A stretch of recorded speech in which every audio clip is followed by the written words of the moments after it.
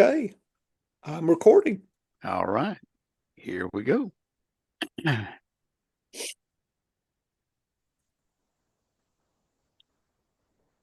How you doing, everybody? This is Dennis Michelson. Welcome to the science of fantasy football. Why the science of fantasy football? You get a meteorologist, that's me, and a biologist, that's the professor. You get us together, we're going to use a scientific method that is guaranteed to make you a smarter fantasy football player. I know. How can you give a guarantee in anything as chaotic as the NFL and fantasy football? Well, there's a pattern in the details of the statistics. And if you figure that out using the scientific method and let the statistics guide you to smarter answers on the questions you might have, you are going to get better at a statistically driven game. It's absolutely going to happen. And joining me as he does each and every week. After all, he is the fantasy professor. He's a real professor emeritus. It's Dr. John Bush. John, welcome back to the show. Yeah, Saturday. We've been talking off air here and getting ourselves fired up. I'll let folks know that the Expo Canton is August 8th to the 10th. So we'll see you there. Dennis and I are plotting our strategy, and we had a good time last time. Hopefully, we'll have more interactions. We're going to open up our breakfast strategy sessions, maybe at our clubhouse. I guess we called it Denny's. And, at our fantasy football, Science of Fantasy Football clubhouse, that a temporary Dennis. We moved it from the virtual world to Denny's, and we gave the staff hell, and we about halfway to getting thrown out, but we ordered enough and tipped enough that they'll probably take us back next year. So we're looking forward to that. Love to see you out there. We might invite whoever wants to come and visit with us for breakfast, and we'll go from there and see what's going on. So I'm looking forward to that. Go check out the site, get you tickets early and often, and we'll have more to say as that gets closer in August here. But right now, I guess we got the Super Bowl. Or if you're a fan, Dennis, I don't know if you are, of What We Do in the Shadows. Have you ever seen the fake documentary on vampires? It's on the FX. No, Okay, it's called What We Do in the no. Shadows, and it's a different kind of humor. It's very, it's my kind of humor. Anyway, there was an episode about the Super Bowl, but the vampires being like 500, 600,000 years old, they don't quite get it, but they live next door to the. And so when they got an invitation for the neighborhood Super Bowl party, they misinterpreted the word Super Bowl, Dennis. They thought Uh-oh. they were going to a superb owl party. Superb. So they came with owls and kind of the gothic, and they thought their usual clothing was working right in with the superb owls. So this is the superb owl weekend, Dennis. If you're a fan of that show. If you're not, then you're thinking Dr. Bush is crazy. But that's what they thought they I, were going to, a superb owl party. I got to give that show a watch. That sounds Superb like my owl. kind of fun. Well, it's ridiculous what they do, and yeah, it's and the way the show is set up is a documentary crew is following these vampires and the vampire helpers, Oh which are God, that would be funny. humans, and all sorts of characters, and all sorts of stuff. It's worth your time. It's ridiculous. So it kind of Monty Python-esque a little bit, just ridiculous some of the stuff they pull. But it's the Superb Owl Weekend, Dennis. Superb Yeah, Owl. growing up on the combination of Monty Python in Second City Oh yeah. out of Toronto, Canada, SCTV. Oh, and and then the original Saturday Night Live, the Yeah. early days of Saturday Night Live, all of those together, it did something to my brain. I'm sure I will enjoy this immensely. Yeah, wickedly weird sense of humor because of my upbringing. But Professor, before we jump into taking a look at some of your data, Mhm. and then of course looking at the preview of the Super Bowl, I don't know if people saw the big news headline Uh-oh. this week. No, I don't think we Yeah, did. as a Chiefs fan, I'm a little embarrassed by this Uh-oh. because, of course, I have spent a lot of time, going from first of all thinking how ridiculous all of this refs are rigging the games for the Chiefs stuff, and to outright mocking of it. But oh my goodness, when you saw the report this week on one of the expenditures for USA, Oh. $275 million to the union that represents NFL officiating. Ooh. Oh my gosh. Maybe it really is true. But here's the test. This is scary Okay. because we're a day away now. As we're taping this, we're a day away from the Super Bowl. Superb Owl. They've removed all of that funding. If the Chiefs lose, Yeah. there's so much pressure on them now because if they lose after this money has been taken away, although maybe the expenditures already went out. Yeah. So would they The, hate Elon Musk extra much in Kansas oh City? man, I don't know. I don't know how to read this, but you know, it's going to be interesting to see now that the money has been taken away and no longer fund. Although the other funding, I don't know if you noticed that, Yeah. but the International Player Development Fund, and if Mhm. you do the searching, you know, that's been $572 million. If you follow it, it all ends up on the Los Angeles Dodgers team. What? No wonder they can afford every one of these Japanese players. Yeah. It's craziness. Yeah. And I do Well, remind people I, that, I see the NFL's going to have games in Australia. yes, So I'm already, can you imagine the the ruckus that I'm going to propose? I hate Thursday games, much less going to oh, wherever. I'm ready for the Australia. South Yeah, Pole. that's going to, Chiefs it versus is the weird. Penguins or something. Come on. The Ice Bowl. So here's here's the thing that's going to be absolutely amazing. So I'm familiar with where they're playing at the Melbourne Cricket Grounds Oh my is where goodness. they're playing. They're going to have to play this game very early in the season, and they're probably going to have to make it a night game. Because it's cooler. Yes, because it will. I mean, fall and winter here is, of course, their spring and summer, and it gets nasty down there.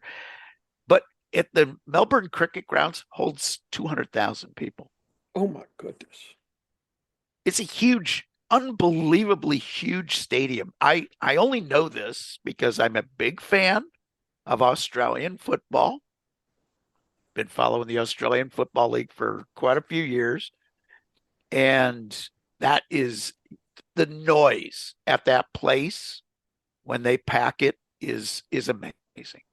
But they could fit about 200,000 in for Australian rules football. And the interesting thing is the field is so much bigger than our field. It's about 150 meters long, so a little over 150 yards, and side by side is wider than a football field. So I don't know if they're going to have sideline bleachers for the best seats and bring those in. They might be able to hold an incredible number of people, but that isn't until 2026. Yep. But LA Rams will be the home team. They've given up the home game in 2026 to go play in Australia. And we did see the first team for the game that's going to be played in Ireland next year. I saw that. Pittsburgh Steelers gave up a home game for that one. I have a feeling giving up these home games is quite lucrative. Like, I'll believe they make a ton of money off of that. Yeah. Otherwise, they wouldn't be grabbing them so frequently. And of course, the Jacksonville Jaguars are kind of the unofficial team of London. So, but anyway, very interested to see. But all of the, it's crazy how politics and, the NFL and everything are all colliding here, though. And of course, I do encourage people to think back that I haven't said much truthful at the beginning of one of these shows in a long time. So don't take everything that I say too seriously, folks. We like to have a little fun here on the Science of Fantasy Football. But Professor, we also love to dive into data here on the show. Dive into data. So we talked about that last time a little bit. So what I'm doing, let's see, I want to do, let's see what I want to do that and then share. Hold on. Okay. No. Yes. Okay. I don't really know where to start, so let me.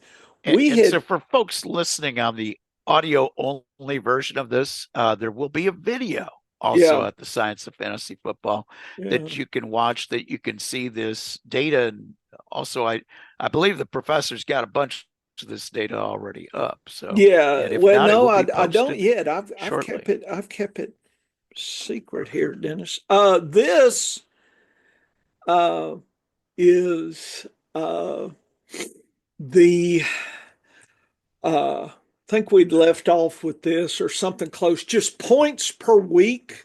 So this whole concept that I'm following through, getting deeper this year, the Bush number, Bush figure, whatever, Dennis kind of did that. And so each week you look at the data of scoring PPR points, and I include kickers, quarterbacks, running backs, tight ends, wide receivers. In this case, 0 to 5 points, 5 to 10 that week, 10 to 15, 15, 20, and so forth. And what you see here is the percentage of that position that ended up in those buckets, if you think about point buckets here. So if you are the kind that wants to go early kicker, just realize that about 3% of kickers end up over 15 points per week. So if you're good at kickers, Dennis, so two ways to look at this. It's rare to find that kicker above, 15 and above. But if you're damn good and you think there's a kicker that can bring in that kind of scoring a lot of the season, you're going to have so much an advantage over your league mates for kickers. So there is something to be said for that. Most kickers, half of them each week are coming 5 to 10 points. So just it's set in my head, it sets up that when I'm thinking about streaming kickers, I would try to figure out who's going to get me over 10 points. That's going to put you in the top 25%, Dennis. So again, just setting the strategy. I haven't investigated that position at all. I will get into that by August. We'll have more data on that. But right now, this is what I call the top down. This is the landscape of all these positions and points scored per week. It's just important to know that no kickers have ever hit 25 points or higher. We've had maybe one or two over the Wow. years get 20 to 25. So, really, the big payoff, if you really want to shoot for a big kicker, is 15 to 20. Quarterbacks, uh, they're a lot more broad in bringing it home. 0.01% brought 50 or more over. This is 2013 to 24. So 11, 12 years, whatever it is. So every once in a while, maybe once a season, a quarterback may do that, Dennis. So for you to think it's going to happen every week is probably not true. So I would argue if you can get a quarterback uh, at 30 to 35, you're 3% or so.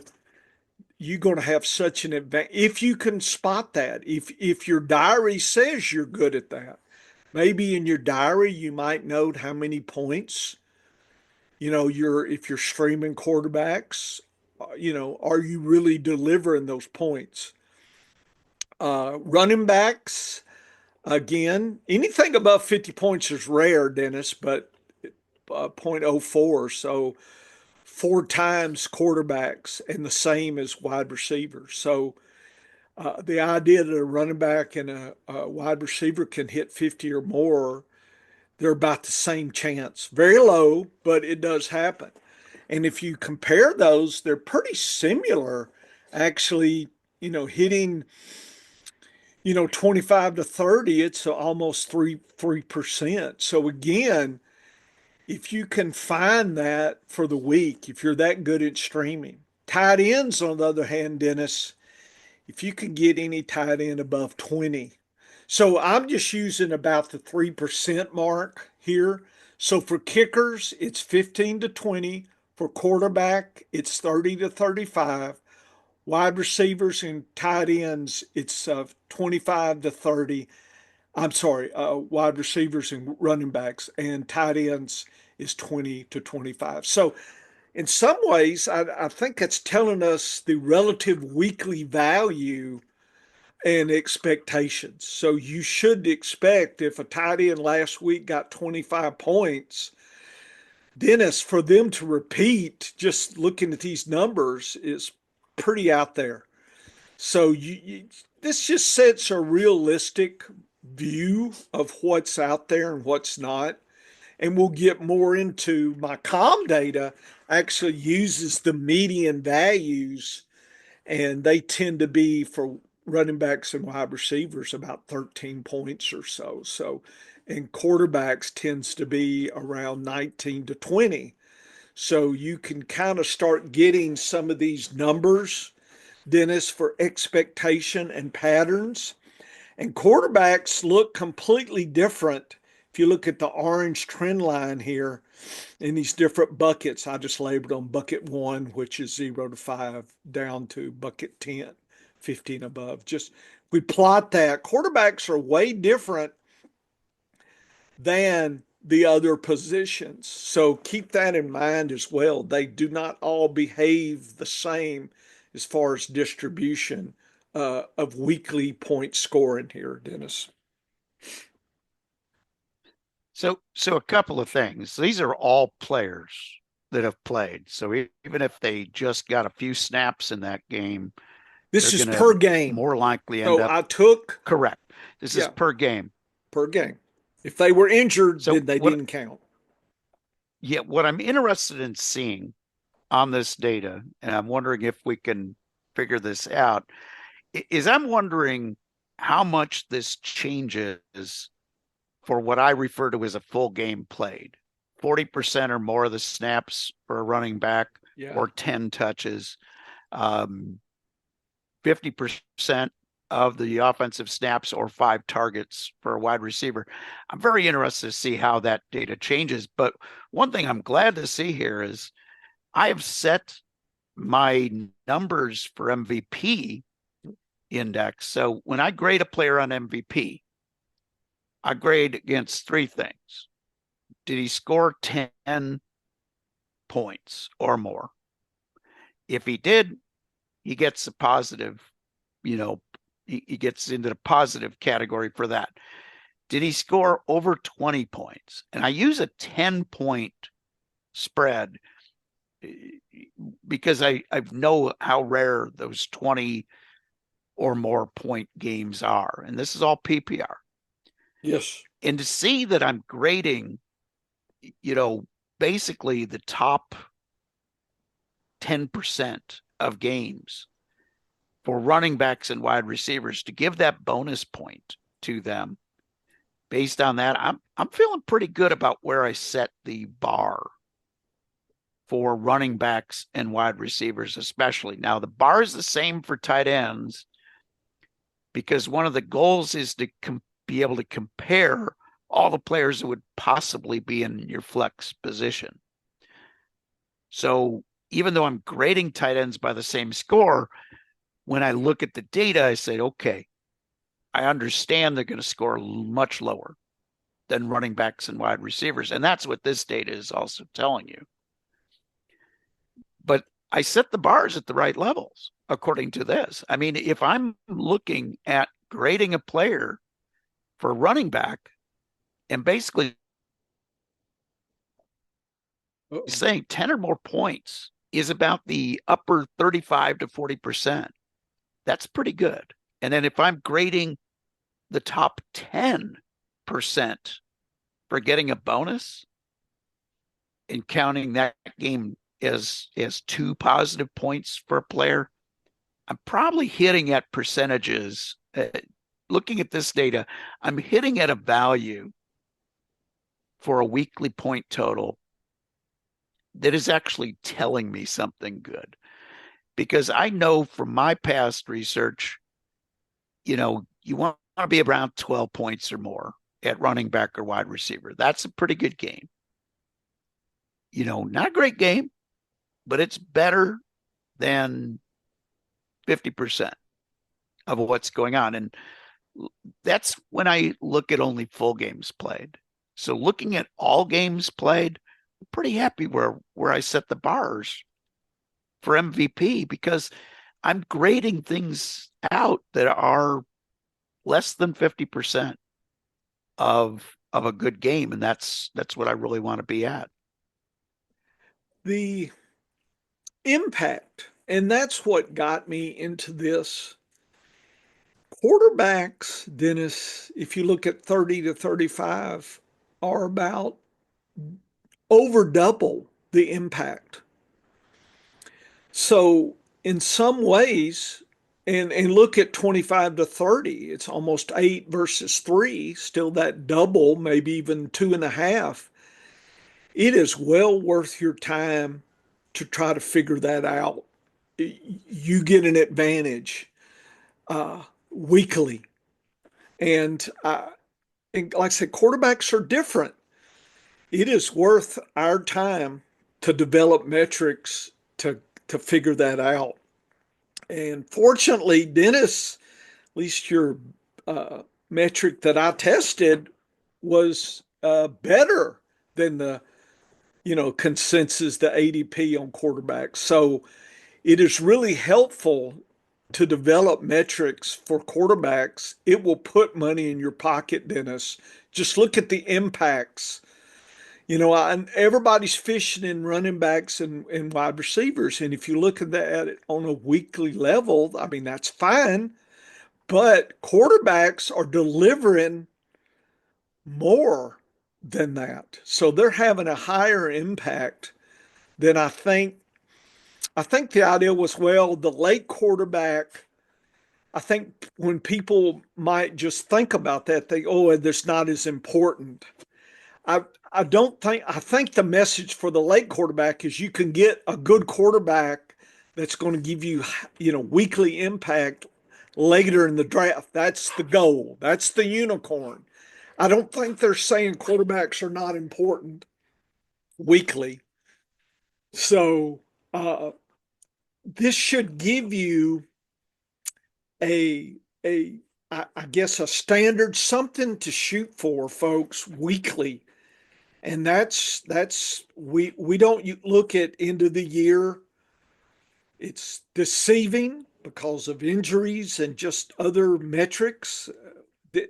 Dennis brought me on board with consistency, and I know he can speak to who brought him on board on consistency. I think Bob Lung was one, Dennis, and maybe some Yep. work at the football Yep. guys, and so this is maybe third generation.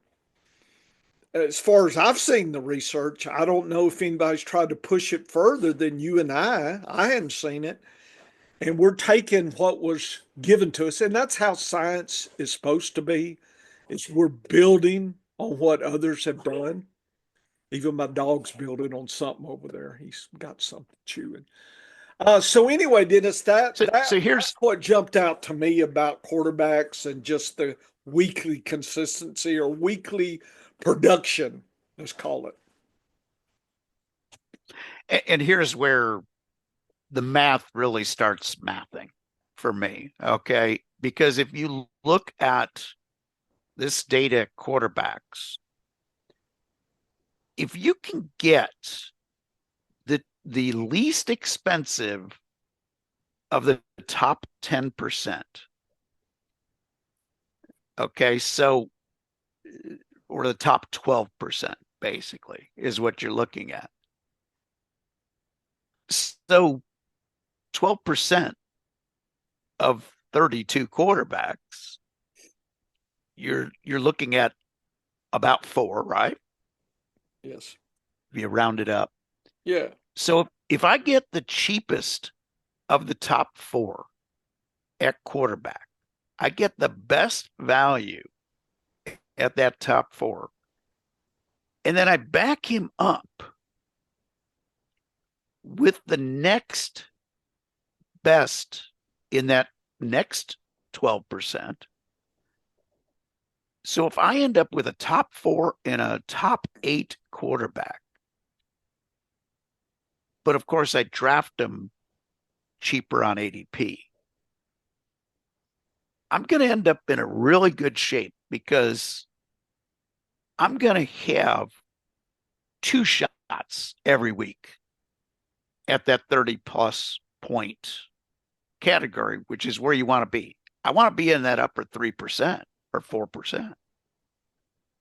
So if I can get in that upper 4%, I got 2 shots at that based on the defensive matchup and the health of the player. I'm feeling pretty darn good about my chances of winning that week. And as we saw, Professor, we can get those quarterbacks at an acceptable position in ADP. We're not overpaying for Josh Allen or Lamar Jackson necessarily.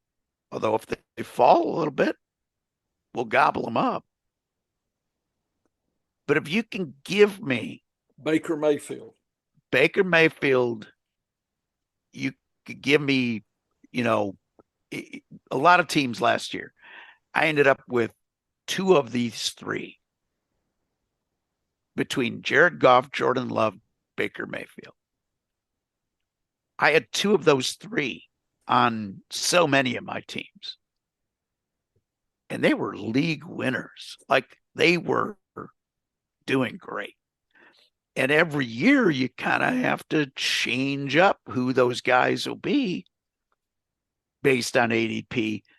But it's very possible to do that strategy. Get one in that top group, get another in that second group, and have 2 shots at a top quarterback score, it goes against the logic that a lot of people are using in fantasy football, where they're saying, hey, if I get 1 quarterback, that's all I need. But seeing the rarity at which these guys perform at the top of their position group, maybe give me 2 shots at that on any given week.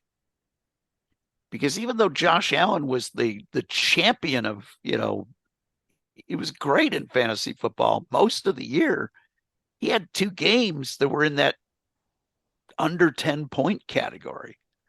So, that's, I don't know. I want to see matchups at quarterback, and we're going to break the data down a little more here this offseason and see how often we can spot that advantage.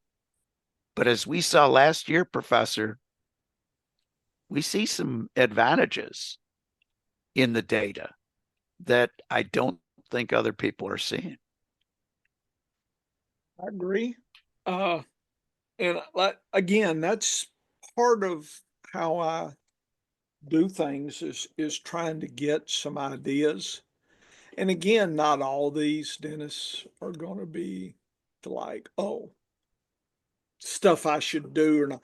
A lot of times I'm just curious. So you have to sit through some stuff that may or may not be critical now just because I'm curious. I mean, I'm here and I just want to know.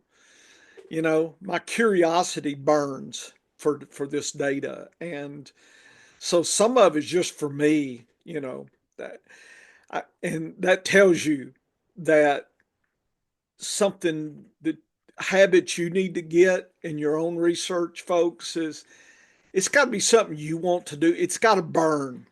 You've got to burn for it. I just can't, if you've never got enthusiastic, and I don't mean just, you know, sitting around goofing around. I'm talking focus, no big ruckus. You're quiet, you're focused, you've got time, you make time, you learn, you read, basically being a scholar. That's what I am, right? A scientist, dentist.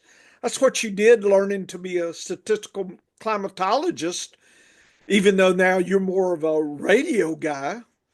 And I do listen to you on occasion. You didn't know that, but I will turn over your radio just to hear. And like I told you, you have your radio voice, you have your voice that you use on this podcast, and then when we met in person, you have that voice. So you have different voices there, which is interesting. I didn't, I'm not into all that. But anyway, so folks, you got to burn for it, and you need to do your own research. And that's why I worked 2 to 3 hours. So we're probably talking, dentist, 15 to 20 hours a week if I have a good week. Yeah, easy. Somewhere between Yep. 10 to 20 hours a week, folks. And you say, that sounds like a part time. It is. But I think you can, since I'm kind of helping you, I'm going to cut your time down. So that's the advantage of listening to Dennis. But maybe you'll find something that we missed. And I hope so. I wish people would say, have you thought about this metric or so? Oh, please enlighten us, let me know what we're knowing here. And not Yeah. all studies yield a direct Right. answer. Yeah. Like for right now. So I was curious, did we see more injuries this year, or did it just feel like it because of recency bias? It's the season that's in front of us. And so I went back over the last 3 years and I looked at injury, number of missed games. And I don't care whether the missed games were due to injury or being replaced because you were not good enough and you ended up being replaced. Didn't care the reason. How many games did you play fewer than maximum? And I'm not sure what the data tells me yet. But that's part of the joy of research is you got to go into this with a curiosity. Most of the time you get paid off by a gain of knowledge. There's something that you gain. And even though my study on injuries or missed games hasn't really led to any concrete answers yet, Yep. maybe it will. After I start sifting the data and playing with the data, maybe it will be more obvious going forward. I don't know. But that's part of the curiosity of science. Sometimes you get a great answer and you get something that advances your knowledge quickly. And other times it's just a small incremental gain of knowledge, but it didn't really give you anything actionable for next year. Right now, my injury study at this point, I don't think it is giving me an advantage for next year. And I'm always looking for that advantage for next year. Yeah. It hasn't given me that yet, and that's okay. Yeah. But I know what I looked at, and I can kind of say, okay, maybe this isn't, maybe this is more to chance than anything else. We didn't really have a bad year in injuries because other than, when I look at the top 10 players at each position, okay, top 10 on ADP. This is not my top 10 ranking. This is what the consensus said. Top 10 quarterbacks, only 2 missed more than 5 games. Anthony Richardson, Dak Prescott. It's not what I'd call an injury-heavy year. At running back, only 1 missed 5 or more games. That was CMC, number 1 running back. Yeah, don't remind me. At wide receiver, 2, AJ Brown and Puka Nacua. And I guarantee you liked having both of those players for the fantasy football playoffs. Yeah. At tight end, there were 4 that missed. Ingram? So we had a heavy, bad year for tight ends. Yeah. But other than that, I don't think injuries were all that bad. Yet we had this notion that injuries were real bad last year.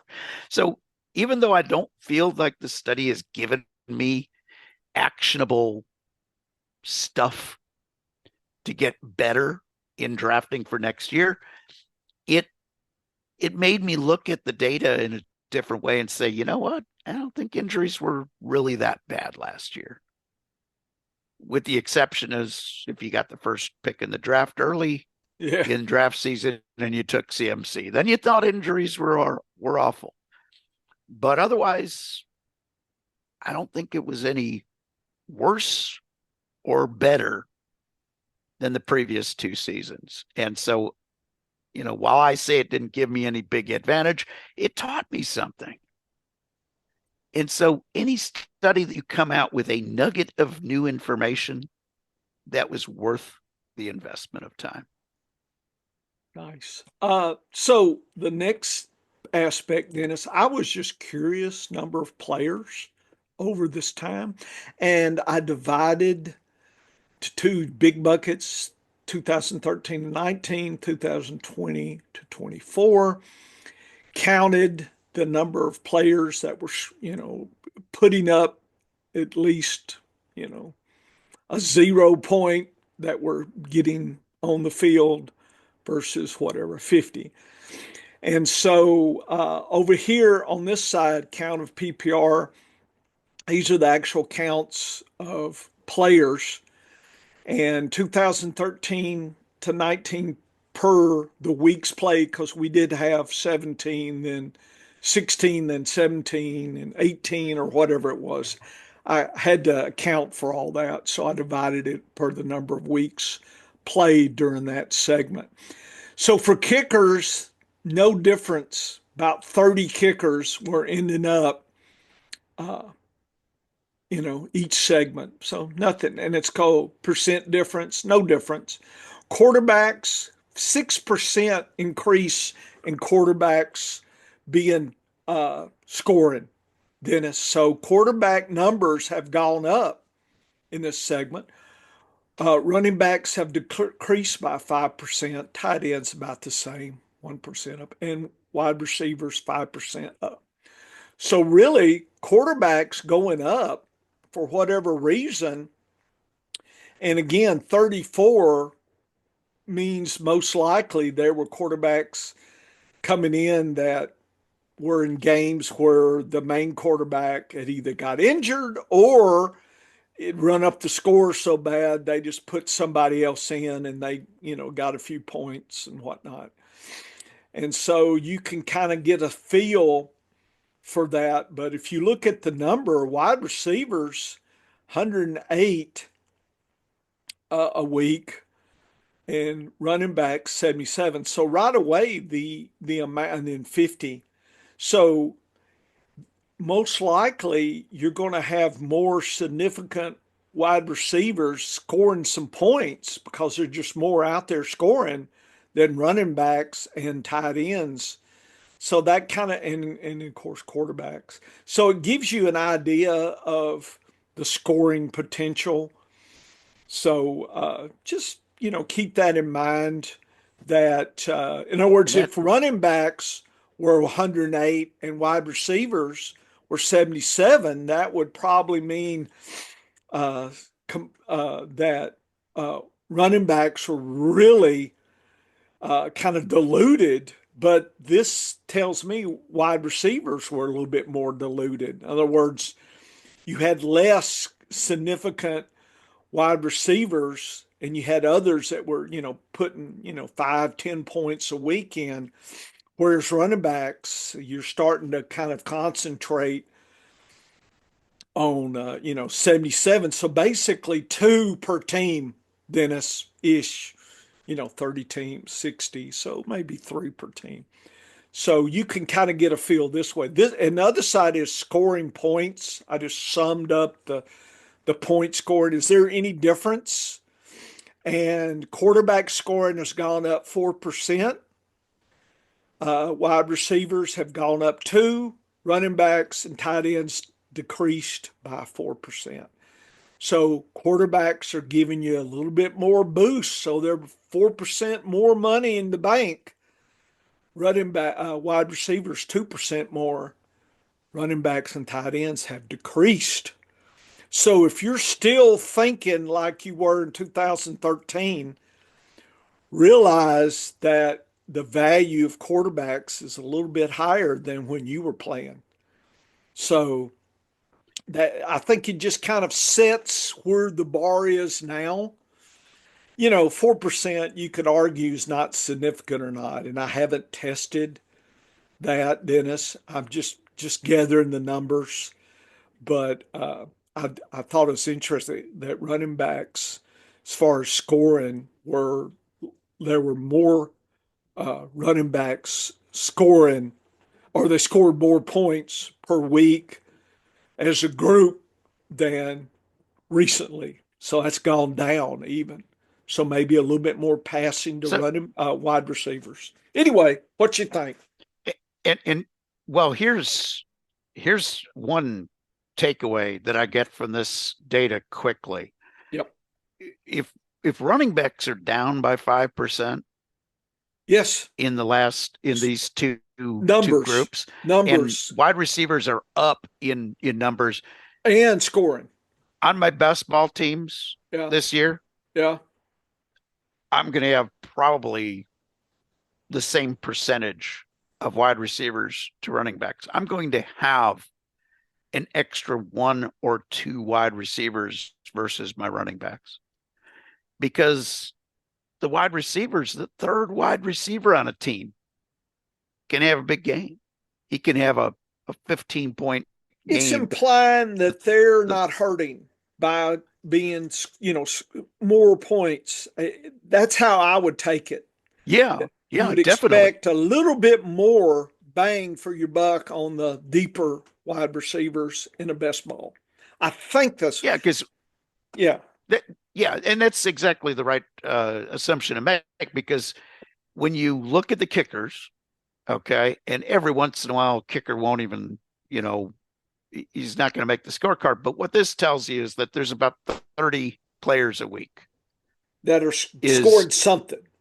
And that's when you take in That's the bye weeks and everything.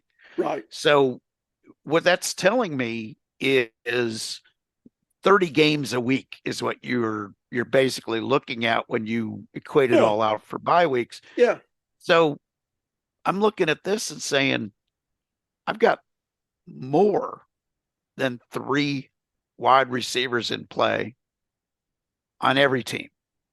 yeah. It would be I got, 90, but it's yeah, 108 90. So it's 118. That's 18. If above the that's, third. So maybe yeah, even a that's, I mean, we're fourth. talking 3.5 Yeah, basically. yeah. So eventually you get a scoring bonanza where the third and fourth guy shuffle in and get some points for you. So that's a full player more than running backs. Running backs equating out to about 2.5, three and a Yep, half for wide receivers. yep. I'll take that. I'll take those percentages. And I'm going to last year. So the biggest difference between the better than zero concept for redraft versus best ball. Yep. Redraft, I have much more in the way of running backs than wide receivers because I can always add a wide receiver. And this also tells you that that's a good strategy because there's more possible wide receivers to pick from than running backs. So if I've Yes. got more running backs, Especially I've in a got I streaming still have, using DApps and whatnot, yeah, Dennis. Yeah. yeah, still have more options on the waiver wire at wide receiver than running back over the course of the year. And I'm not talking about if there's injuries and stuff like that. Yes, that puts another running back into play. But at the beginning of the season, I have more running backs than wide receivers with my redraft teams almost all the time. There'll be a few exceptions, but usually it skews probably +2 to the running back side versus wide receiver at least, and sometimes +3 or +4. On my best ball teams, though, I'm usually pretty even with my running backs and my wide receivers, maybe one more wide receiver than running back. Going into next year, I'll probably be +2 or 3 wide receiver versus running back. That's what this data is telling me is the right way to go. I think you can. Well, one strategy would be say, okay, most likely when I grab, say, 4 or 5 RBs, that I'm probably covering the best I can cover. And with wide receivers, I'm stretching my net further and might get luckier. I mean, you could bias it that way. I think going the other way, in other words, say 7 or 8 running backs and wide receivers, it's a little trickier because you're going to have a lot of running backs most weeks are not going to contribute, but when they do, injury or something. So I don't know, you know, if that changes yearly or is that injury driven. But right now, I think the data would suggest that assuming no injuries, no craziness, that's it's probably best to have more wide receivers than running backs. More. But what that Yeah, more, and what we're that yeah, number for more is, Dennis, there's, the trick. Is it two? Is it one? Is it three? and some of that will have to do with your tight end and quarterback strategies as well in best ball. Yes. Uh, I like to have 3 quarterbacks. I like to have 3 tight ends. You got to pick and choose where you want to be strong and where you want to leave yourself open. Well, Um, sometimes the draft the kind draft, of yeah, directs you. yeah, the draft will direct you. But what this data tells me is make sure you get your core of wide receivers to go Definitely. with your core of running backs because they've got a better shot Having that second wide receiver on a good passing team, I'm feeling better about that guy looking at this data because running backs, if I've got the second running back, I'm usually in a situation where I'm waiting for an injury. At a wide receiver, even if I've got the third best wide receiver on a particular team, he's probably hit my score sheet a couple of times that year, is what this data is telling me. Gotcha. One thing that it just hits me, Dennis, and I don't know if I'll get to do it this year. So this may be in your ledger for future work, but breaking down the RBs to the pass catcher percentage and run this, Ooh, yes. RB total, RB rushers, RB pass catchers too, and then break down numbers and break down scoring. That might skew your strategy like an Austin Eckler, Brian Robinson strategy, the play them both concept. So just realize there's always work, but I hadn't thought about that, Dennis, because I don't have interns. I don't get time. I'll do some of this data, think about it, and move on. And what it really needs is somebody to come after. We need an intern to come after and let them study a little bit and imagine deeper connections. And I don't have time to do that. But that just hit me. Hearing you talk about it, see, is an advantage we have, folks, when you have it, a partner and y'all can bounce data strategy back and forth, it's going to be more significant, right? The it's going to be higher. The sum of the parts is going to be much more significant than each person's individual. That's why the team concept on approaching this. I'm not saying you play together, but just getting yourself ready for the draft. You definitely need a numbers guy. You need, these days, probably an AI guy, a stats guy. Dennis, we need some specific interns to form a cabal to take over fantasy football. And we have a couple pieces, but if we're going to corner the market like the Hunt brothers did with silver, we got to have a few more players, Dennis, and then we'll control it all. What say you on Yeah, that? and What you like that idea about running always backs though? al- always good to support any strategy of the Hunt brothers because they Yeah, were pretty smart folks. yeah, But no, so a couple of things here that I'll add.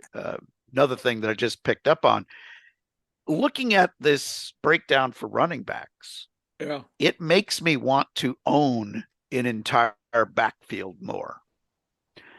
And by that, I Yeah. mean, could you imagine last year if you got Rashad White and you got Bucky Irving? Like Mhm, you could do it at an affordable price mhm. in the draft and to sock away both halves of that running back group. It protected you against injury. It protected you against benchings. And quite often it gave you two really solid players to score that week because they both had some great weeks. I'm liking the draft them both strategy more in best ball if you can get them at affordable prices. Yeah. And that's another takeaway from this pattern data. And Dennis, I got 49 slides here. Let me just introduce this. I had a question. Do things change early, mid, and late in seasons? So I actually went through all my database, took the first 6 weeks. I think the next six is mid, and the last called it late. And I looked at overall scoring, folks. This is everybody. And I looked at the two buckets, 13 to 19, 20 to 24, and looked at things. And what jumped out at me, Dennis, quarterbacks seem to wear down a little bit. Take a look at the last 6 weeks versus Wow. early. We're talking 15 So to 14, a complete 1 point difference. Again, this across all of them, right? All quarterbacks could that this were scoring anything. so two things here. Could this be weather related in Could some be, way? or injury. I Because don't we know. tend to get worse weather later in the season. Mm-hmm. Could this be a more conservative game plan Could be. later in the season as defenses start getting smarter?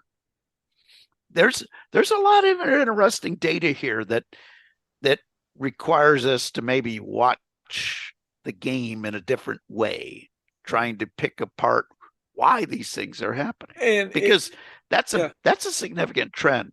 I That's a think it's big interesting looking at the two buckets. yeah. In other words, you see it in both buckets. So it's across the whole spectrum here. So Dennis, as far as I know, I've never seen anything like this study that's been advertised. So once again, I mean, I hate to toot my own horn, but I, if these folks, if there's data's out there, I wish they put it out there so it'd save me time so I could get deeper. In other words, if somebody else put this data out, Dennis, that would allow me more time to get deeper into, as you just had 3 or 4 different possibilities. But now my time, I did this and I'm moving on. I've already gone elsewhere, and so folks, the few listening, thank you by the way. This is what we're doing for you. Is we're opening new doors that I just don't think you're gonna. I mean, they're starting to debate, college players coming in. This is this season. I understand that's important, but really isn't important till we see who drafts what team, who's on that. There's a lot of moving pieces, and spending your whole time trying to guess the top, college, RB versus other data. I'm going to argue that the stuff that I'm doing is probably more important at this part of the year than worrying about what the top draft, because at the end of the May, when they had the draft done, I can look quickly at draft capital and I'll see the Saquon Barkleys, right? The Bijan. I mean, it's going to be apparent. They'll be taken earlier, right? So, and then Dennis is going to keep me up on the secret stuff that he'll tell me.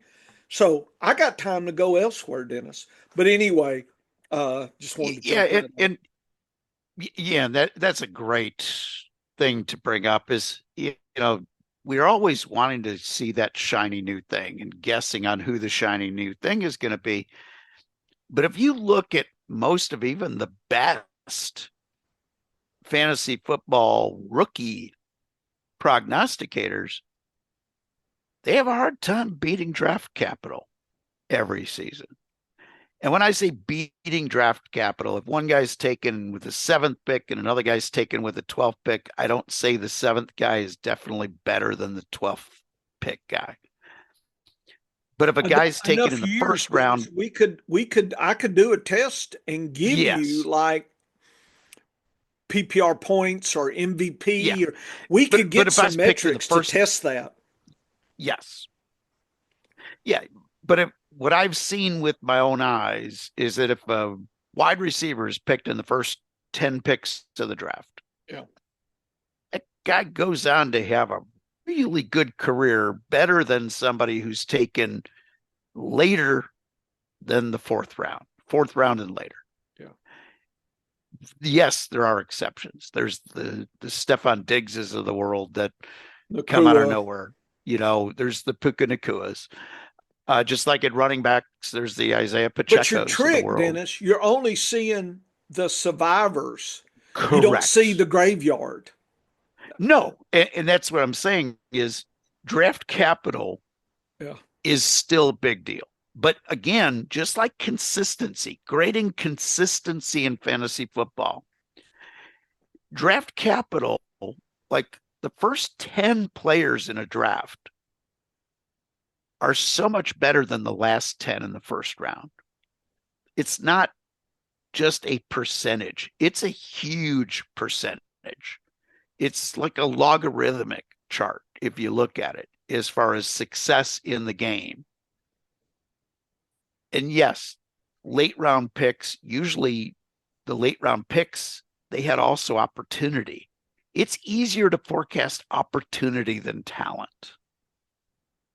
I can tell you where the best targets for a team to land a player is once I see free agency, once I see who's on the team before the draft. But the draft isn't until late April. We got plenty of time to figure that out. Let's figure out what the hell happened with fantasy football and see if we could diagnose how that might affect what's going to happen in 2025 with the veterans. They're easier to predict, but not, you have no clue unless you do data studies like you're doing here.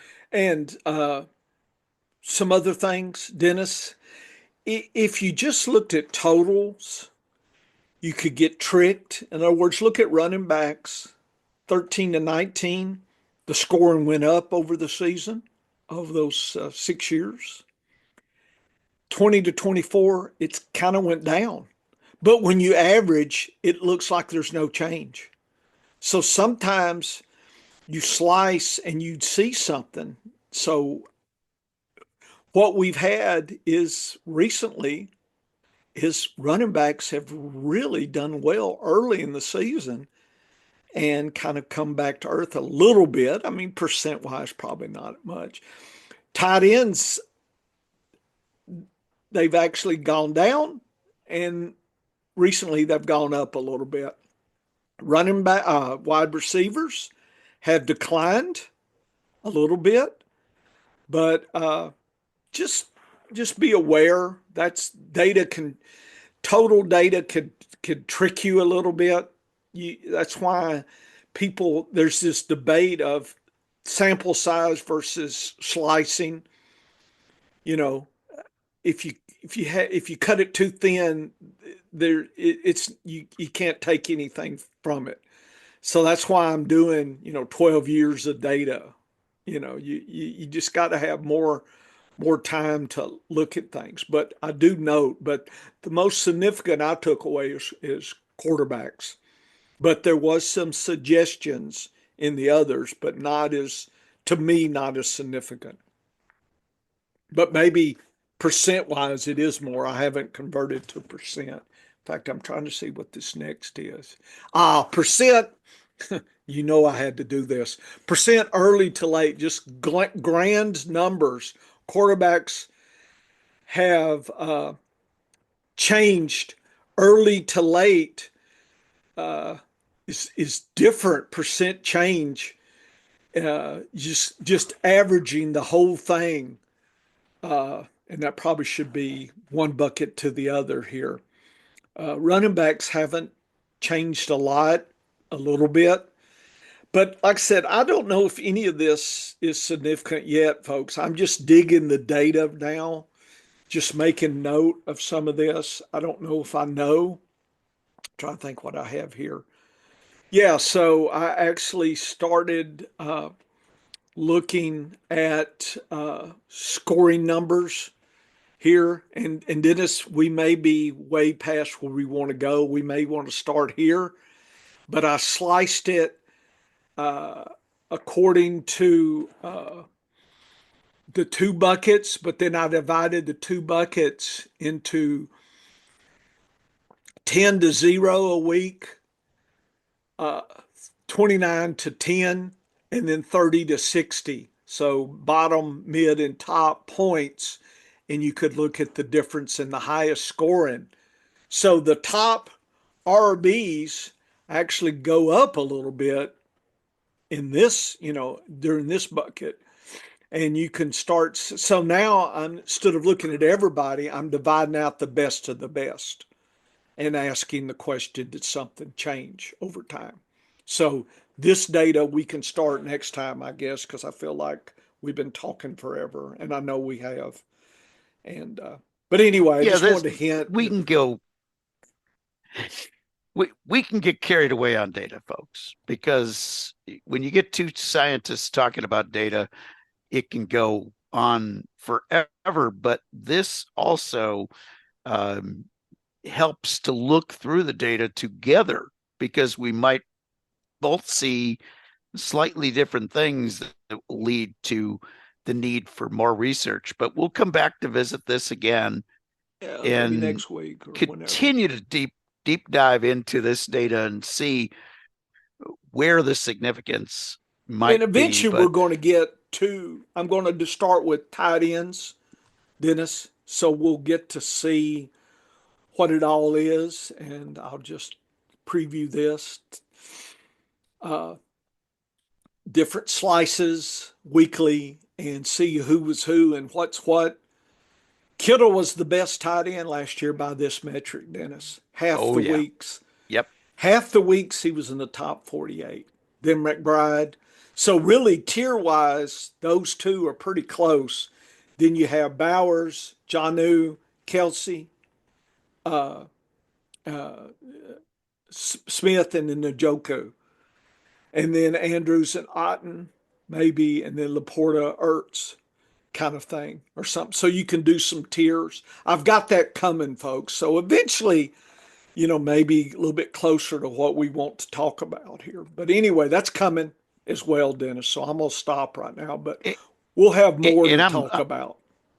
Go and ahead. I'm attacking this same question and this same analysis using my MVP and using my other metrics to see where we end up. Does our data suggest different things when we're looking using different tools, or does it give us a consensus?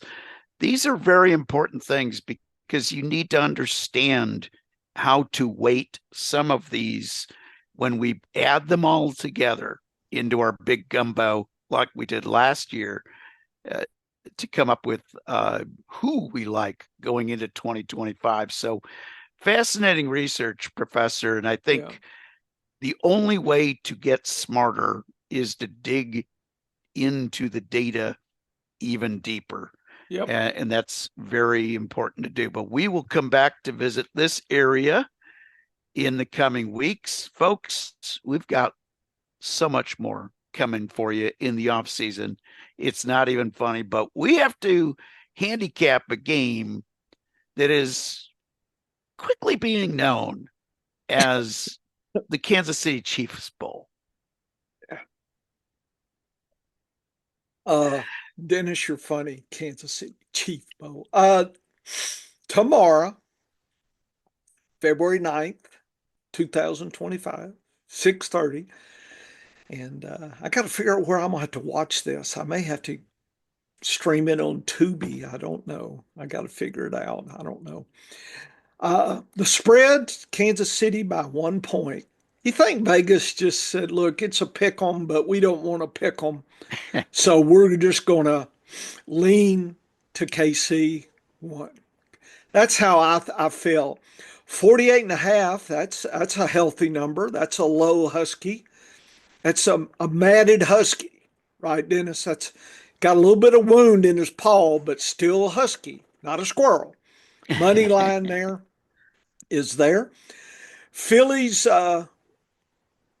and I should have changed. I grabbed this from last week. So Philly and KC, and I should have looked overall, and I realize I did this wrong, Dennis. This is my bad.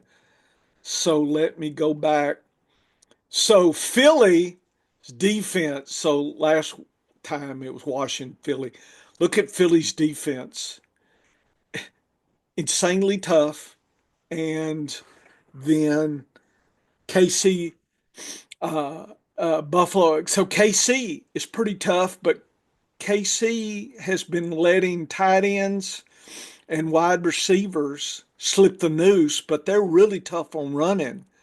So when I looked at the DAPs, Dennis, and I look at these, this 48 and a half concept, if you believe the DAPs is going to be pretty hard to go over. I heard a lot of people taking the under a little bit, some experts. I don't know. I don't think I'm going to bet because the DAPS would say that uh, Philly's going to have to use passing, and Philly loves to do uh, passing a little more, but in an away situation, they don't do as well. They're like 4% less rushing, 9% less passing. KC is 2% less rushing, but 14% less passing in away games for the season. So both teams tend to pass less in away games, Dennis.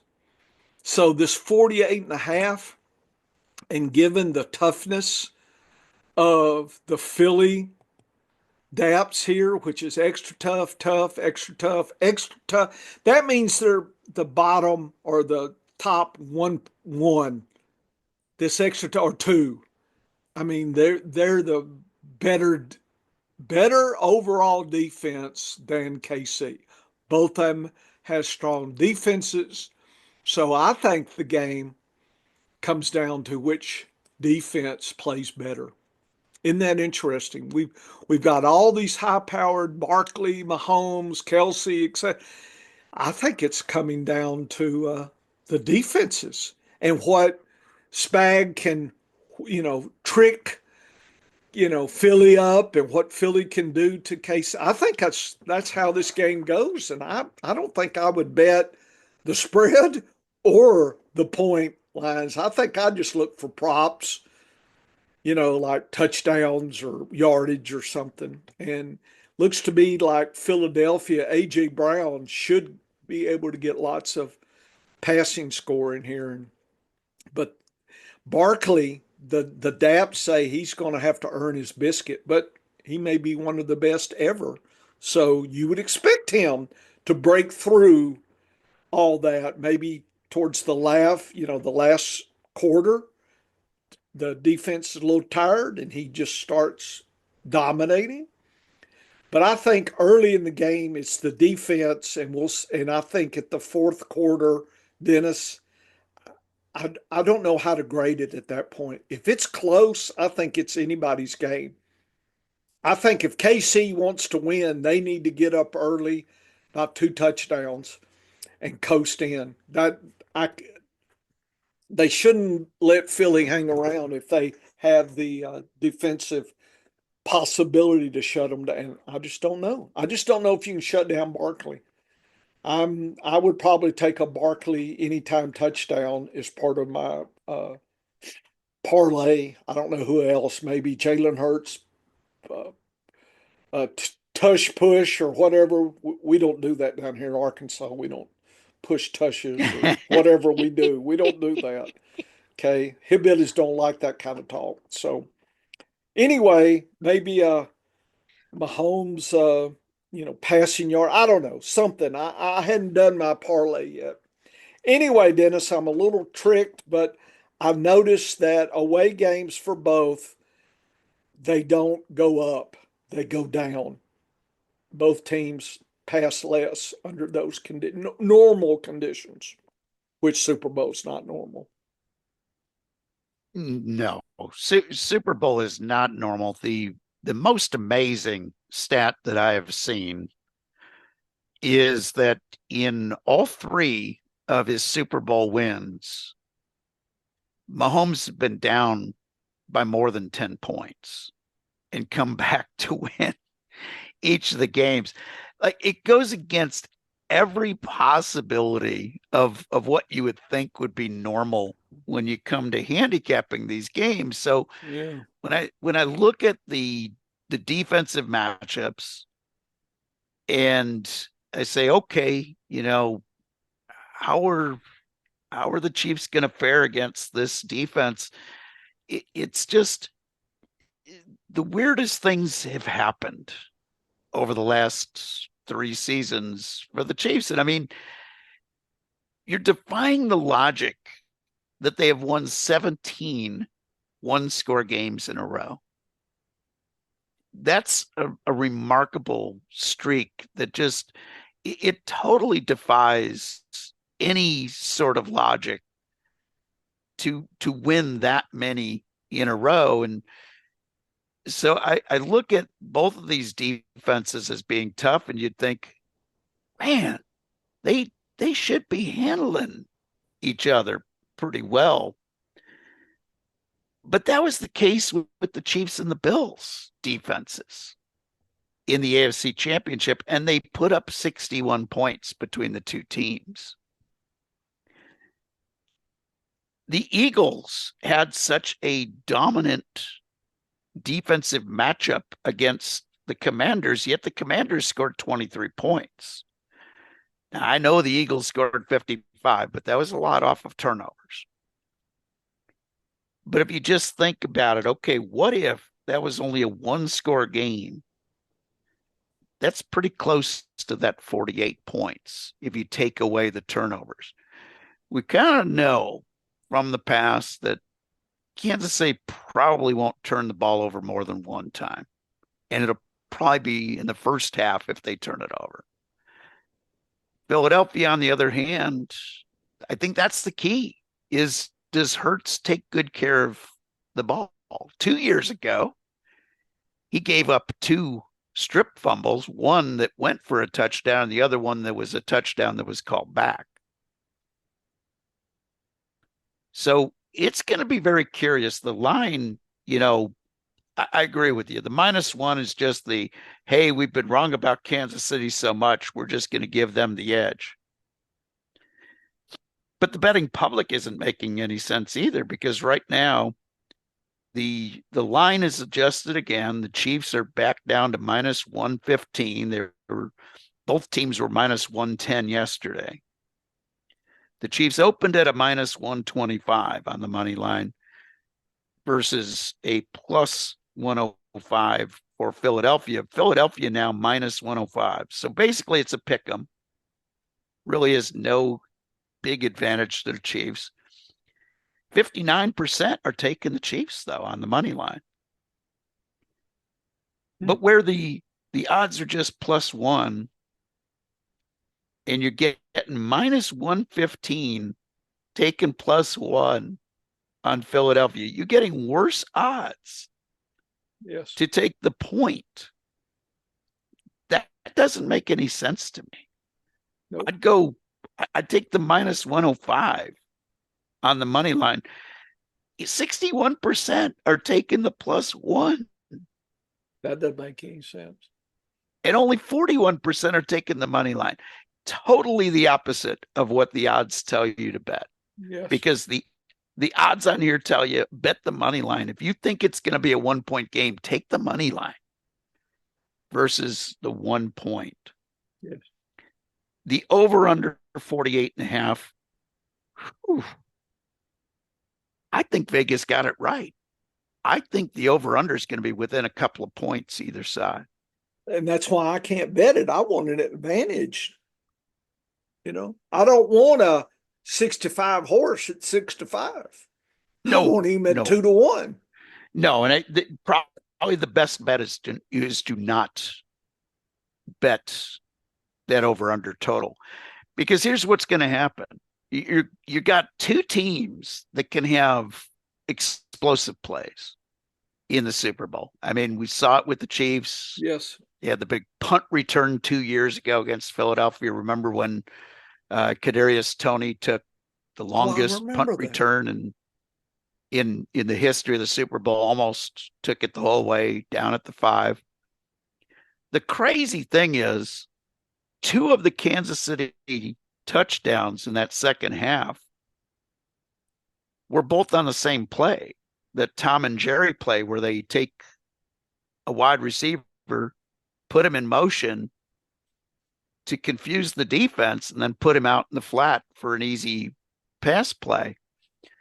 Both times they ran that against Philadelphia in the Super Bowl 2 years ago. One was a broken play because the guy lined up on the wrong side of the field, and they ran the play anyway to him.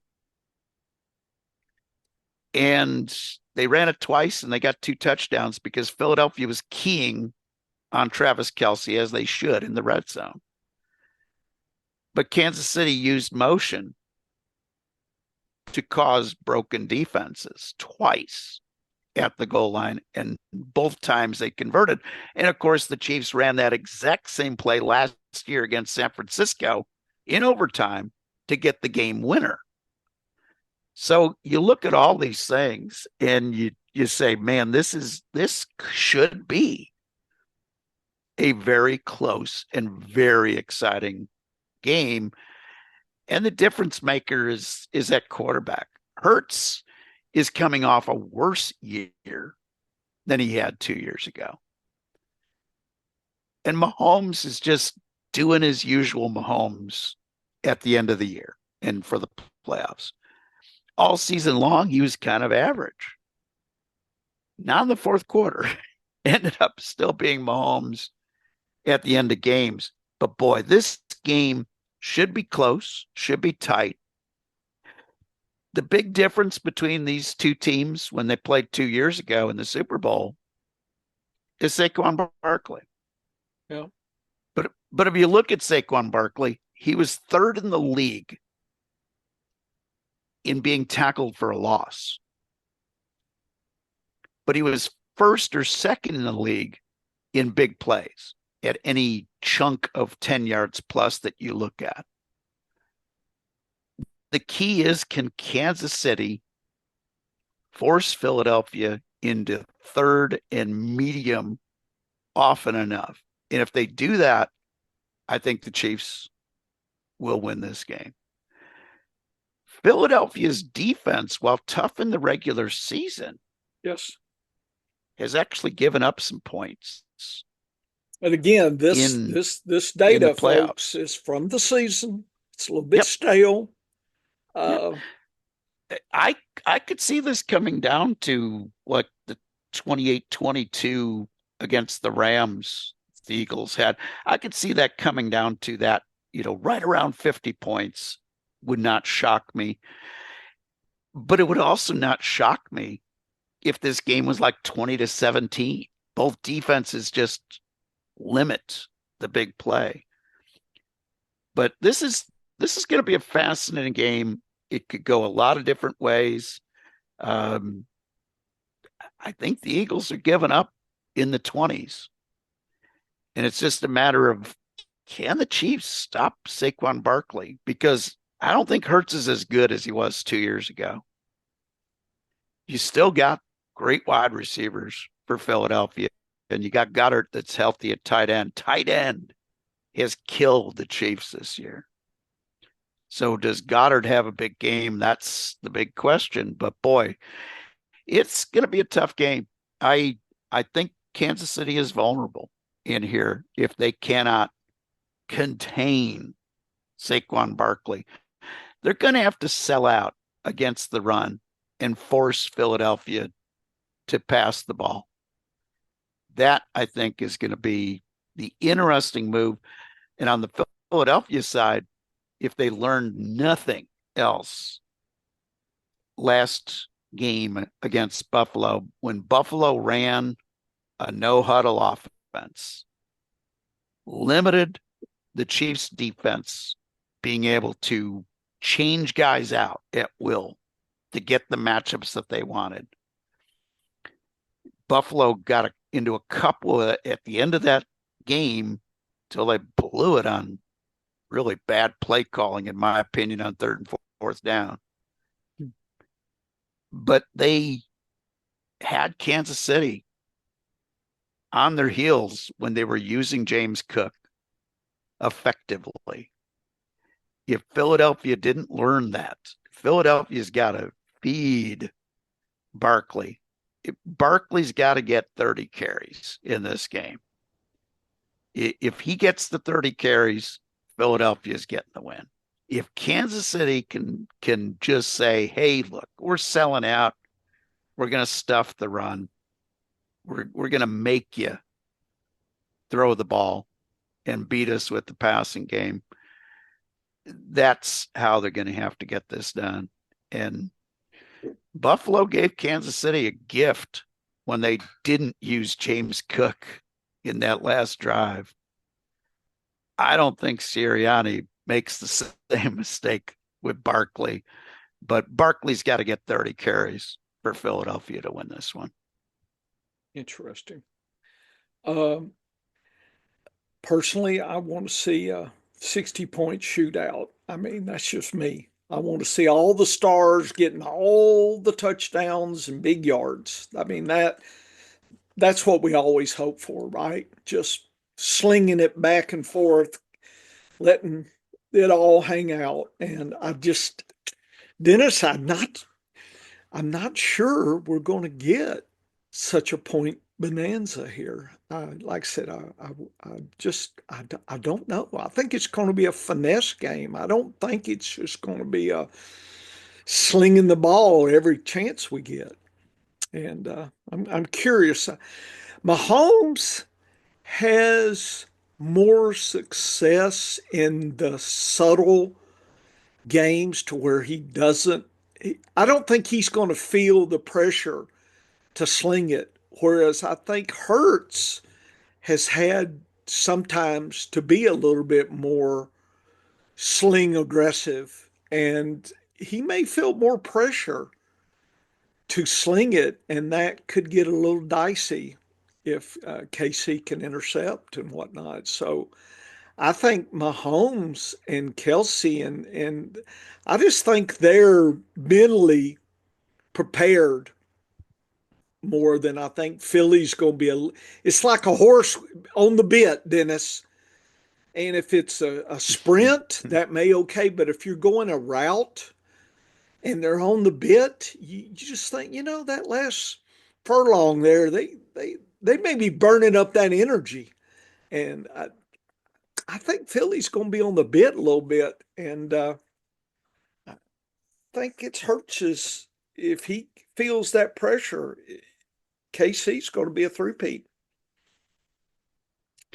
Yeah, Kansas City, this is the fascinating thing is I think Spagnuolo going up against Hurts is a little bit of an advantage versus Fangio. As great of a coach as he is, I don't think you can get in Mahomes' head.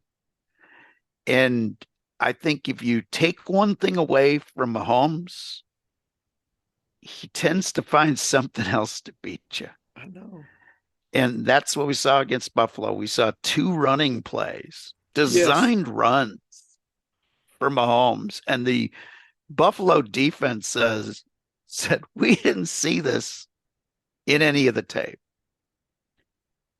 Kansas City is really good at coming up with those plays that they didn't use during the regular season. 2 years ago against Philadelphia, they went back to back using that Tom and Jerry play. Last year they used it. You know how many times they used it the rest of the season? Like once in 2 years. Back to back, they've used it once in the regular season, and they pull it out in the playoffs. That is the brilliance of Andy Reid, and that's the brilliance of Patrick Mahomes, is being able to come to the forefront in those big games and absolutely sell it out on those plays. Like that's as much the quarterback as it is that motion play, because the quarterback has to be making it look like he's going tight end all day. And Travis Kelce is going tight end all day. Against Buffalo 2 weeks ago, they more or less used Kelce as the decoy. And Buffalo was all over him. And it worked because the plays, I mean, they got Juju Smith open. They got Xavier Worthy open. It's very interesting. But the biggest difference is, if you look on the offensive side of the ball, the big difference is Kansas City has DeAndre Hopkins, who has been playing with a bum knee. Now he doesn't have to worry about next week. So hopefully they can play him some more snaps. And Xavier Worthy versus 2 years ago against the Eagles, where that was Sky Moore. Yep. Okay. And Kadarius Toney. So I think they improved at wide receiver. But again, on the flip side, on the Philly side of the ball, the big change, Miles Sanders for Saquon Barkley, that's a huge advantage. Yep. Plus Barkley. So fascinating game, going to Yep. be a tough one. Yep. I agree with you. If I had to bet on that over under, I would take the under. But I'm advising everybody to No, lay off don't bet that. because No. it should be close to that number the way these teams have been. So head on over to the science of, and by the way, I already have my three-peat merchandise ordered since everybody knows the games are rigged for Kansas City. Head on over to the scienceoffantasyfootball.com. Check out all of the new research, all of the new stuff going on. Check out all of the videos from the professor. And then, of course, head on back here next week for a Chiefs victory celebration and another edition of the Science of Fantasy Football. And before I leave you, Dennis doesn't know this, but I have one favor from my voodoo guy down in the swamp, Dennis. His name, in case anybody's down, South Louisiana, is Boney Gumbo McGee is his name. And Boney hangs around out there. And since the Saints are not in play, he owes me a favor. And if Dennis texts me, I'm got the hotline with old Boney Gumbo McGee. Okay, old Gumbo will help the Chiefs if they need it. So I am going to put a little bit on the gambling on the Mahomes touchdown, there if I need that. Gumbo's going to put some gumbo in my pocket there, and just wanted to.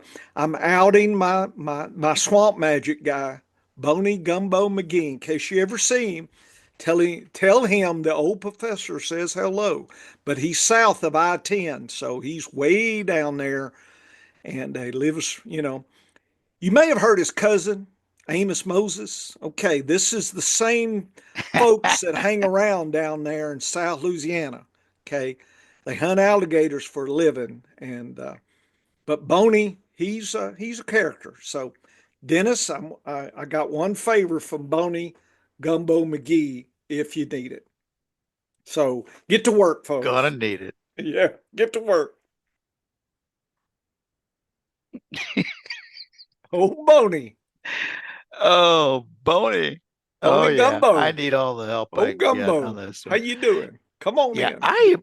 the, the weirdest thing is like, and this is really weird to say as a Chiefs fan.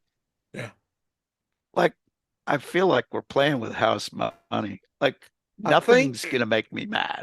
but I think Mahomes is taking that. He's like, I've won Yeah, two. yeah, I just, like I said, I think Hurts is going to be on the bit more, and yeah. I he agree with he you there. he, that team could kind of leave the race in the starting gate. At the last fourth Yeah, quarter, it's they may get a little. I don't know. We'll. I tell you what, well, if it's Hurts can settle down and get off the bit and calm down, it's going to be a really good game. But right now, I just have a feeling coming in that he's going to be a little bit keyed up, and I think KC could surprise them with some takeaway. I think it'd be early, and if Hurts just gets rattled, Dennis, they could get multiple takeaways. I think I would absolutely love for this to be a big win, like a just a like a statement statement game win, right? by Kansas City. Come out and just like beat them by 14, just come out there and just put up some numbers on them Yeah, early yeah, and just intimidate the crap out of them. Yeah. That's what I would love to see. And I'll tell you the interesting thing is I really thought going into this game I expected uh, Andy Reid to be back. You Yeah. know, I figured he'd come back. I have heard like the comments um, from Kelsey Yep. have been fascinating. He's not ready to retire. No. He's No. he's having fun. Like this guy is having a riot right now, and I think he doesn't need to be the two touchdown guy anymore to Yeah. have fun. I think he's just having he's done everything he can do, you know, personal wise at tight end. I think he just wants to win now. The fact that he doesn't seem to care if he's getting the ball or not Yeah. is has been a big shift in him this year. Yeah. I just wanted to kind of, after the show, real quick, I showed this but didn't say anything. So, Dennis, this is 1 to 96 slice. So, the top 100 basically. And if you look at that slice, McBride, then Kittle. The Yeah. 48 Yep. slice was the other way here. And Brock Bowers. So Interesting. anyway, green to green. So I looked from 24 and you look at 23, and if you go all the way through, it's about 50% that were green in 2023 were green in 2024. So half, Interesting. half, only half, and green to non-green, of course, the other half here. One rookie, because for whatever reason, my database, I think Taysom used to be quarterback, but last year, place I got it, they Right. called him a tight end. He was not a rookie. So one tight end out of 23 was in the green. That was Brock. Non-green to green, basically 6%, Dennis. So the idea that you're going to Wow. find that secret tight end going to be hard. Now, this is 2024 versus 23. This is 23 to 22. It was 12 out of 18, green to non-green, 6, 3 out of 71. So really the numbers went up a little bit, and then I did 22 to 21 back to 8 out of 16, 6 out of 104. So it is rare if a tight end didn't do anything last year that for them to somehow be in with the big dogs. And remember, look at what I'm calling big dog, about 16. So the top 16 tight ends weekly. Wow. Yeah, so Wow. I'm really having to stretch. And we know that, probably the back half of those are probably not helping. I mean, you might break even, but they're not giving you a victory. They're just keeping you in the game. So I'm Yeah. curious when I do this across to the other positions, what's these metrics? That's going to be very intriguing to see what the metrics are. But I'm counting the metrics. So I did 3 years, and it's about 55%. So that tells us, Dennis. So then the question is, who's the top? Who's the 50% in 2025 out of this group, Dennis? It's another way to ask the question. In other words, who's going to continue forward? Who's going to flop? You see what I'm saying? So we, Yeah, we kind of have a target that's list. very interesting. Yeah, we have a target list here. Uh, one would argue that, okay, it's probably some of the ones towards the bottom here. I don't know. But the failure rate here? Can Jonnu do it again? I mean, look at Jonnu. His whole career last year was the best he's ever seen.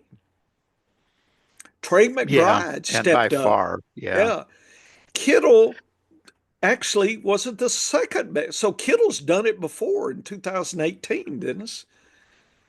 That kind of thing. So you start looking. Yeah, Look at Andrews points. I mean, it wasn't bad, but he's done worse. He's done better.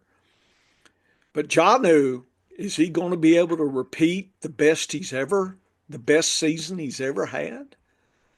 You know, that kind of thing. So and boy, we'll have time to look at that Kelsey 0.867, look, 0.824. I mean, look, there's some look. huge years. Dennis, he has no fails. Kittle had his first No, year was a that's failure. crazy. McBride had Yeah. first year failure. Kelsey has no years. And loved Ertz, and he delivered. You see, you kind of got somebody like him, and Ertz has done that again.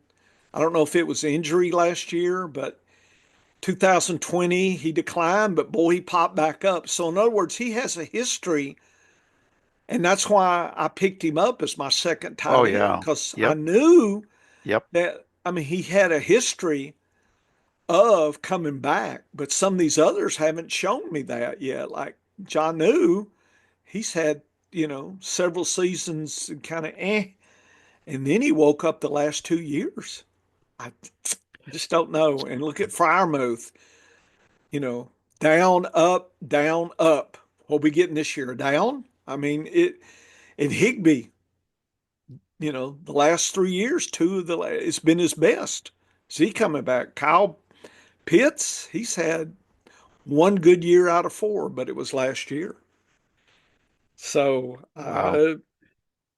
in other words, using this data, we can start kind of looking again. When I convert this to Bush number, I think we're going to with the other ones. I think when you add it in, it adds up some of that variability a little bit, and we find some vulnerable players. And then, yeah, if you'll give me Kyle Pitts in the 6th round, maybe he's worth it. That kind of thing. I mean, it all comes down to value at this point. I don't Yeah, think I think and Tucker, McBride and Kittle and Bowers will probably be your top three, but somebody like yeah, Andrews, I don't think Kelsey there's might yeah. drop. I don't know if I want Kelsey could be a Janu. hell of a value. It could Yeah. be, but Eh, Janu, he may cost you more than you want to play. That kind of thing. So Laporta kind of got a down season, Look at but so he so look might at be a this bargain. pattern here. Look at the pattern of Tucker Craft versus 2022 and 2023 Trey McBride. They are so similar. Yep. What if Tucker Craft jumps up into that top five group next year, just like Trey McBride did this year? And one thing I'm happy about, I was all over Trey McBride this year. Yeah, that was my guy. And, that ended up paying off, and he didn't even score but one touchdown, Yeah, but he was one receiving so touchdown. bringing in the PPR points. Man, he could be a monster if his touchdown But regression goes if he positive. goes early second, Then he's not much of a value. Yeah. yeah, yeah. It's just Then he's priced exactly what he's. yeah. So The again, it amazing comes thing is, I when it comes to price, I actually think Kittle will be undervalued again. I think he'll well. be, you know, I think he'll go later than he should because everybody, oh, he had a great year, but So he you would always think gets hurt. Well, he's only been McBride, hurt. Bowers, then Kittle. Mc, McBride, I Kittle, think Bowers, Andrews could Andrews, bounce back. yeah, Hawkinson could really bounce back in this yeah. group. He's not even on this No, chart. no, He he's elsewhere. Yeah, he could bounce up, but I'm looking at this Tucker Craft data, and I'm like, man, is he going to be the big breakout guy, and is he going to be under the radar again because Green Bay has so many doggone wide receivers that everybody likes? and Or maybe, Dennis, I haven't done the data to where look at a third year play. You know, starts here. plus, 17.17. What does that pattern look like? And I probably even need more years than that to Yeah. find Yep. that pattern. Yep.